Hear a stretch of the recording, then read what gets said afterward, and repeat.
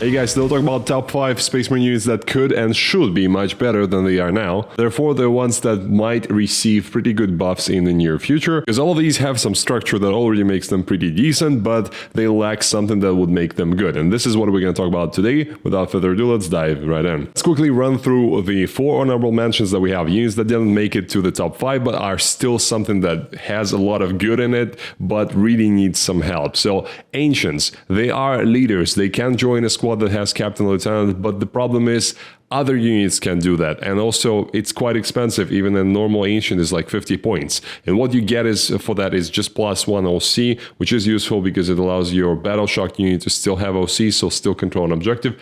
Useful, but is it as useful as having extra points and maybe running an extra scout squad? Almost. Or having a lieutenant join a unit as well, or something like a Calgar unit plus biologist. You cannot even join an ancient to that unit, so why would you even have that in your army? Please let me know in the comment section below if you've seen any ancients being run in 10th edition ever. I haven't personally, not, so I'm really interested in that. Well, they really need to either allow us to join ancients to units that already have 2 leaders, which they probably won't, or make the ancients give us a buff that is really worth it for us to fill the second leader's seat. Librarians, same deal. They have some non-useless buffs, 4+ invulnerable save, sustained ones, or loan up for the 3 different types of librarians we have, but they cannot join a squad that has any leaders at all. It's not like even an ancient who can join captains.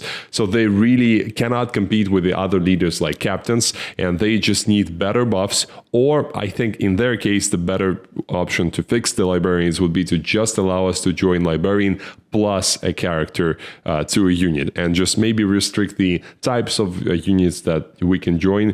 And even though I'm not really sure it will be that powerful that we need to restrict it. The Dreadnought, the small Dreadnought, I really hope GW is not going to phase them out next edition. I think they probably will, but my hope is that they won't. And the problem with the Mini Dread is it's a slow vehicle. It costs 135 points. 130 points is Ballistas, and the small Dreadnought is just much weaker because it's toughness 9. It's only, I think, 8 wounds. So less durability, worse shooting. Why would you run this thing? That's the problem. And the aura of Rio wants to hit, it has within 6 inches. Not really something useful on a 6-inch moving model, very slow. So I hope they will do something to make the Mini Dreadnought what it should be, which is more of a standalone kind of tactical piece that you can use relatively independently from the rest of your army, that can perform well in both shooting and the fight phase. It can cost more than 135 points, I don't care. It just needs to be able to do something, and for now it does nothing. And lastly, the Invictor Tactical Warsuit. I think this one is actually the closest to being really competitive, and I think if GW keep lowering the price even more, we are going to be very soon in the world where running 3 Invictors was going to be close to 300 points, and at that point it's like 3 vehicles of toughness 8 at least, 12 wounds each, and 3+ save with scout 8, which you can use defensively or offensively depending on who goes first, with not a useless melee, not really amazing, but better than a Redemptor Dreadnought for some reason. Quite a lot of small shooting ability, so it's either that or make Invictor Warsuit better in terms of durability. I don't think personally they will do that. I think they'll probably just keep lowering the price, but this unit I think is a sleeper unit, and as soon as the price drops a bit more, we're gonna start seeing them on the tables, because just having this many wounds on a platform that still is relatively high toughness, so compared to say a Terminator, even a tough Terminator is still toughness 6, maybe toughness 7 like Alaris, but still toughness 8 is more in that vehicle range. So only for things like Eradicators it's really gonna matter that much. For most anti-tank guns, it doesn't really matter if it's toughness 8 or toughness 10, it's still gonna be wounded on 3s. Don't get me wrong, there are plenty of mid-strength gun and melee. For them it does matter, and that's why the Invictor still needs to go down in price or get tougher. And now, before we look at the main contenders, I wanted to tell you about the app called Adaptrooll, a sponsor of this video. So Adaptrooll is essentially what's called a Warhammer calculator. Imagine we have a situation like this. We have an Armiger Warglaive and 4 Alaris Custodians, and we need to figure out how much damage will this squad do to the Warglaive. And we have weird questions like, do we need 4 models? Is 3 models enough? What happens if like Warglaive kills one on Overwatch or something like this? Should we choose the lethal hit scatter or the sustained hit scatter, considering these guys already have full rerolls to wound. And this is where the calculator, like Adaptrooll, comes in. I'll show you the interface of the app briefly because obviously there are so many features here and constantly new ones are added, so I cannot show you everything in one video. But in general, this is what you will encounter when you download it, and it's free to download as well. You have your attacker profile at the top and the defender profile under it, and you have the option of downloading the profiles directly from Battlescribe by pressing the button on the top left here and choosing a gallery of all the factions, and all the profiles of those factions will be right there directly in the interface, and you just need to click view units, select the ones that you really want to add, like say Biologist Purifier, Blightlord Terminators, and you click import selected units, and then you can go into the interface, and I've already preloaded the Alaris Custodians here. We'll add them. And here we have the spears, and we even have the modifiers for the spears, which is the reroll to wound against vehicles and monsters. We already have them inbuilt into the profile. I've changed it because initially it doesn't have it, obviously, because the weapon is not really carrying that modifier. It's the unit that carries it. But I decided that I want to have the twin linked added here, and I just go into modifiers, select twin linked, and it's gonna stay there if I want to save it as a part of this profile. And then we go to defenders, we choose Armiger Warglaive, and then we just need to change the amount of attacks. Because we have 4 guys here in the squad, we will have 20 attacks, and we can give them whatever modifiers we want, and there are a lot of them here, as you can see. Now we can just press process results, and we'll get a result. We did not add any katas, which we obviously can add lethal hits and sustained hits, and we can see we have dead models here, failed saves and damage. The pink bar underneath shows the results without modifiers. We can also see the graphs of how many dead models we're gonna get, and like one dead model is about 61.5% chance of these 4 guys killing the Warglaive, and how many hits on the target they're gonna have. I highly recommend checking out the Adaptrooll app because it is really useful. I use it on a daily basis. It's also very useful in a competitive scene where, for example, you have a break between the rounds, and you know your next opponent is going to have particular units. Say you're playing against Death Guard, and they have Death Shroud Terminators, which are extremely popular now, and you want to figure out how much damage you need to put from your unit into the Death Shroud to make sure they go down and they stay down. And this is something that you can do on the fly without rolling the dice and spending a lot of time. So I highly recommend it. Check out Adaptrooll. The link is going to be in the description. Thank you, Yuri, for this wonderful ad. And now back to the studio. Number 5 place is Gladiator Valiant. It was okay for a while before the Codex Space Marines dropped because we could have the Oath with full rerolls to wound. And it was pretty decent with that against higher toughness monsters vehicles, which is what I assume it needs to be targeting. Probably use it against elite infantry as well, because it has 6 shots. My problem there is that it has low range on half of its shots because it's only 18-inch range on the Malthus, and therefore the tank becomes quite unsighted. Like Vindicator does this much better. It has a very versatile profile that does well into Terminators, Custodies, things like that with D6 damage, high AP, strength 14, but it also will do a lot against, say, tanks, monsters. Here, not really. You're not going to really do a lot against tanks because the Valiant does about 5.6 damage to a 3+ tank in cover, or a 2+ tank without cover, and that's really not going to cut it. It's 2 Valiants into a tank is not killing the tank. It's not okay.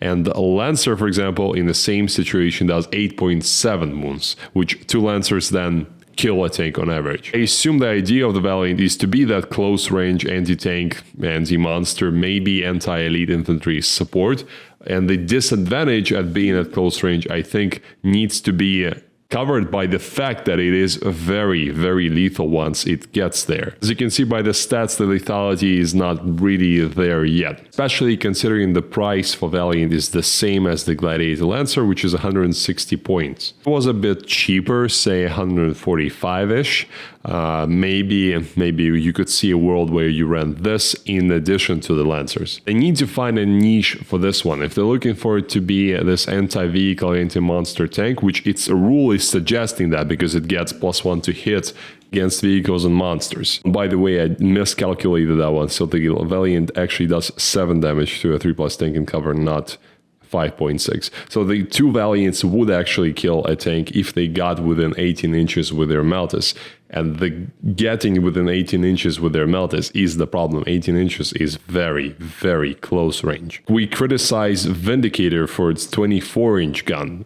18-inch guns is even worse, much worse. So I think the niche for it needs to be an anti-elite infantry purpose, or maybe like low toughness vehicles, and it does not do enough against anti-elite infantry because those usually have invulnerable saves, and with your 6 shots and only getting +1 to hit against vehicles and monsters, you're at best killing like 2 Terminators, and it's just not good enough for the investment of 160 points, I think. Next are Outriders. We've seen them being discounted time and time again, which is a good thing. It means GW are not forgetting about their existence.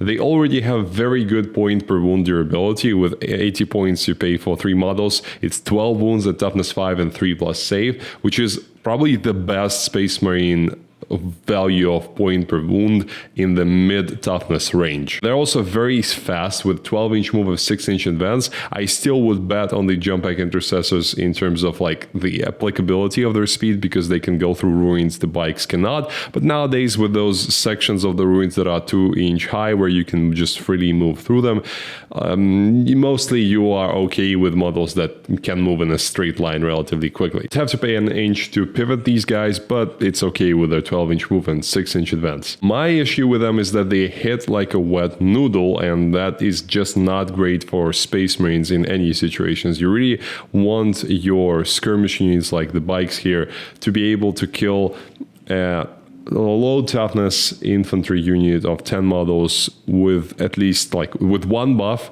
You should be able to kill a full 10-man squad of toughness 3 infantry like Pathfinders of Tal, for example. These guys don't really do it. The jump back intercessors do, and that is the problem. You're okay with them hitting this way, you are probably okay with running them even now, because they really are quite tough and fast for the price, and for doing actions, being on objectives, it usually is okay. But I prefer units that can do all of the things, and that's why jump pack intercessors, in my opinion, are still the better unit of the two. My humble opinion, we already have cheap, fast stuff that can go do actions, go on objectives like scouts and jump pack intercessors, but we need good melee on bikes, and I would be okay if the Outriders received a better melee profile but became a bit more expensive, because armies like White Scars, they really need their own good bikes with melee, and before they receive their good models like elite bikers with melee, we can at least make the Outriders okay in combat. So without being too dramatic with their buffs, maybe something like they had in 9th edition, where on the charge they got extra attacks. You can do it with Lance here or extra AP. So again, fulfill that criteria of them being able to kill a low toughness unit of 10 models more times than 50%. Are a very painful memory for everyone who has played in 9th edition Vanguard Veterans. Not every chapter like Blood Angels has access to awesome elite melee infantry with jump packs. Those guys have Death Company Marines, and they have the Sanguinary Guard and the jump pack intercessors that we have. If you're not playing Blood Angels, though, you're screwed, because it really is a very useful category of models. Elite infantry with melee with jump packs are one of the most versatile things you can have in your list, and it really is useful to have them. And Vanguard Vets are supposed to be that, but they're not. They have stats that are essentially useless into most targets that you would want them to fight against. 4 attacks, a strength 5, AP 1, damage 1 is barely better than a chainsword, and you're paying significantly more points for it. Only 20, you could say, but still, it's 20 points and you're not getting much in return. worse than that, yes, you're getting a 4+ invulnerable save, and yes, it does matter. Problem is, that's not what Vanguard Vets are supposed to be. They're not supposed to be a slightly better version of Jump Pack Intercessors. They're supposed to be a unit that hits really hard and is supposed to go, I don't know, against a Hive Tyrant and take it out in one go. That's what they are meant to be, at least in the lore, and they're not that currently. They already have the 4+ invulnerable save, which is good. They have the lethal hits on the charge, again, quite good. But their profile needs to be better. They need to get their weapons back. They need to be able to take Power Fists. They need to be able to take Thunderhammers, or normal Power Swords, at least with AP 2 on the Power Sword, not AP 1 for God's sake. That's where we need the war gear granularity back, because then you could run Vanguard Vets as this weird, cheap-ish skirmish unit that is slightly better than the Jump Pack Intercessors. I honestly don't think it's a good idea, but maybe for some chapters, for some detachments. And if you wanted to, you could pay more points, give them normal, really good war gear, and then they would hit hard. So I think that's why the war gear needs to come back in 11th edition. Next up, Bladeguard. My favorite models of all the Space Marine models, probably out of them all. Just amazing, the knightly aesthetic that I love. They've been released in the Indomitus 9th edition box set, and I love them ever since. Problem is, in 10th edition, because of how the toughness scale was reworked, their Strength 5 Power Swords are just not cutting it, if you pardon the pun. Occupy an extremely important niche in the Space Marine line of models, which is an elite melee infantry with invulnerable save, and we don't really have a lot of that to go around. Like, maybe Terminators are another thing, but they are significantly slower, they're 5-inch move, and also should be in a different category altogether, in different category of price and different category, therefore, of performance. Bladeguard are currently not bad at their role, but they're definitely lacking a couple of things that I would personally really want them to have, and I think a couple of things that separate them from being a common unit to be played compared to a relatively rare thing to see. First problem is that they're competing with Sword Brethren and Inner Circle Companions, which both of them are extremely hard-hitting units, and yes, without a 4+ invulnerable save, so they're significantly less durable, but still, the fact that you can just go and destroy whatever it is that you're targeting is really important for a unit which main goal of that unit is to be deadly in melee. For 30 points per model, we really need these guys to hit harder, and the biggest limiting factor, as I said, is the strength of the swords. Their ability to give rerolls to hit or reroll ones to save is okay. It gives the same ability to the character that's leading the unit. So if a captain, for example, is leading the Bladeguard, then you would get the reroll ones to hit on the captain, so almost no misses on them. I would personally do two things to the Bladeguard. Give them strength 6 on the swords. I get it, they should not be the strength 7 like the Custody Spears, it would be strange, but it would at least give them a chance to wound on 5s against the toughness 10 and toughness 11, and that does matter because you can then give +1 to wound and wound on 4s, and that would make the Bladeguard at least relatively competitive in the fight phase. They would still not be as hard hitting as the Inner Circle Companions or Sword Brethren, but they would get closer to that level. And also 2+ save is something that I'm really missing on them. I understand why they removed it in this edition, but I think if you made the Bladeguard slightly more expensive but gave them 2+ save, it would be much nicer and more pleasant for Space Marine players to run them. Still are, after all, only toughness 4 infantry, so it's really not that hard to kill them, and 2+ save, it doesn't mean much when you're being targeted by the damage 3 weapons, which are the best thing to kill the Bladeguard. So they're still not going to be on the Terminator level of durability, but they're going to get, again, a bit closer to that, closer to what they were in 9th edition. I think a good example of why Bladeguard need help is Liberator Assault Group, because there they get 5 attacks each and strength 7 on the charge on their swords. They also still retain the advance and charge and fallback and charge ability. They have access to enhancements like Fights First. in the Liberator Assault Group detachment, but they still are not something that we see on every table everywhere, where they're so powerful that it's just, okay, Bladeguard cannot receive any buffs in the normal vanilla detachments because otherwise they're going to get as crazy cracked as they are in Blood Angels. They're pretty okay in Blood Angels, and that means that in other vanilla detachments they're just not really quite there yet. And first place are Hellblasters. So we actually have pretty few high quality infantry units, shooting infantry units in the Codex Space Marines, weirdly, because the stuff that was good in 8th edition, like the Devastators, is not really that good now.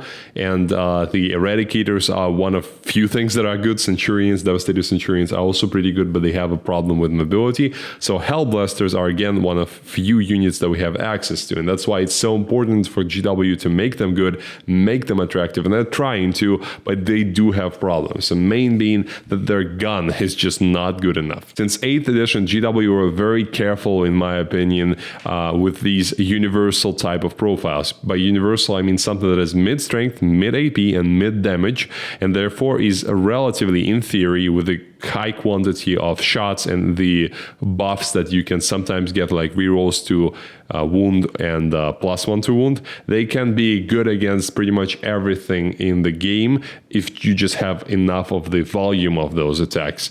That was before the -1 damage era, but again, I'm talking about 8th edition here. I think since those times where like triple Ravager Drukhari lists were all the rage in 8th edition, they've been very careful about these profiles like the Hellblasters. And that's why, even though the toughness scale has jumped up, the strength on the normal plasma Hellblasters did not go up, which is funny because Hellblasters are supposed to be fighting those big and scary things, and how can they do it if their strength is so low? So at 230 points, 10-man squad will do about 8 damage against the toughness 10 3+ save tank in cover on overcharge, or 12 wounds if you pay 65 points for a lieutenant to add to that unit. So 295 points cost a unit. It's not a terrible performance, don't get me wrong. 12 wounds against a tank in cover is okay, and it's close to what we really want, but the overcharge means that you're gonna lose a couple of guys. Yes, you can then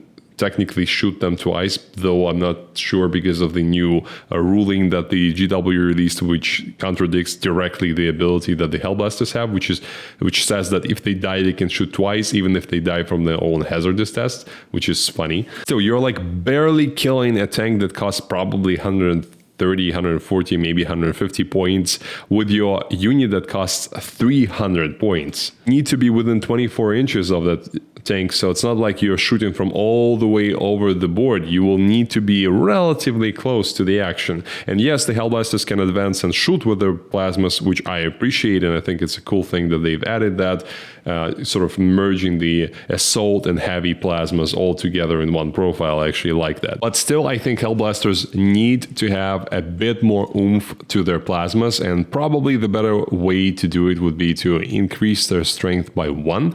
I think they should be strength 9 on the overcharge and strength 8 base. That will make it so that they actually wound the mid-toughness monsters and vehicles on 4s, and would still wound tanks on 5s. And as we can see here, they are okay at killing them. So this would be the first step that I would take. Or just make them really, really cheap, and everyone will run a bunch of squads of them just because they would then become okay. But I don't think GW are looking to make Space Marines a horde army. I hope not. And just a word on overcharge mechanic. I don't know how you feel about that, guys, but I feel that overcharge is a thing that is very lore accurate. It looks really cool in the books, but I don't think it should work like that in the game. Because, like, imagine when you're trying to kill your opponent's units, you need to roll to hit, you need to roll to wound, you need to get through their save, potentially their feel no pain, and then, only then, you're doing damage and maybe killing their units or like removing some of the wounds. If you want to kill your own model, all you need to do is just roll a couple of ones on 10 dice after shooting. And you really need the hazardous profile because, like, what is the point of a plasma when it's damage 1 and it's lower AP and lower strength? So you're always going to be overcharging and you're going to always be killing your own models. And that is just idiotic, I think. They need to do something with the hazardous thing for Hellblasters, for units like that. I understand the lore says they need to be able to kill themselves, but I don't know, it just doesn't feel right to me. What do you think? So let me know in the comment section below if you agree with my top 5 units that could be better, or if there's a unit that really could be much better and has the potential, but is not quite there yet. And thank you for watching, I'll see you next time.